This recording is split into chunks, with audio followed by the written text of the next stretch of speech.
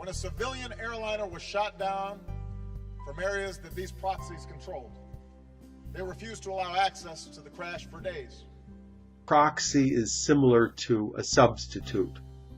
A proxy army may seem to function as an independent army, but is actually under the influence of another group or another country. For example, the anti-Ukraine government army, some people feel that it's a proxy for the Russian army.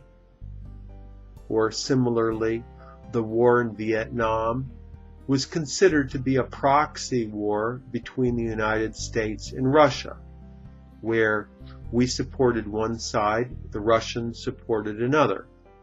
Likewise, the Korean War was also considered to be a proxy war because we did not want to get into a war with Russia directly because it was too dangerous. Ronald Reagan conducted a proxy war against the government of Nicaragua with the Contras in Nicaragua by supporting the Contras. The scientists didn't know the right numbers to use to work the equations. They used approximations as proxies and then worked out different scenarios based on what those results might be. And that's what they do. It's called a simulation. You plug in the different numbers.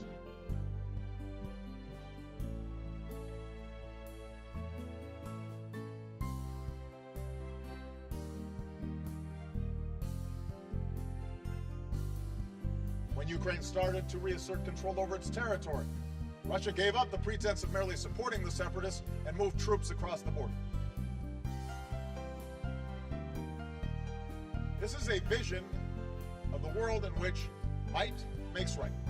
Might makes right is a phrase where might refers to power, and the person or the side that is more powerful ends up saying that their position is correct, even if they're wrong, because they defeat the other side. So as a philosophy, you celebrate the winners and condemn the losers, even though the losers may have been right, but they lost.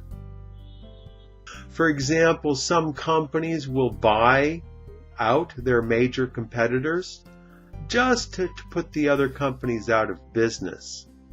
And the people might think that they did something wrong or that they did something immoral. But whether it was wrong or immoral, in the end, it doesn't matter because the competitor is no longer there. It doesn't matter because the competitor is not there anymore. So in this sense, people can say that might makes right, whether it's right or whether it's wrong. Might does not always make right. In a lot of cases, the people that the stronger person is fighting against, they get together to defeat the person who is causing the problems. With President Nixon, a lot of people felt he overreached his authority, but at the same time that he would not get punished for it. But the fact that he was almost impeached and had to resign from his office demonstrated that might does not always make right. ESL-fullsteamahead.com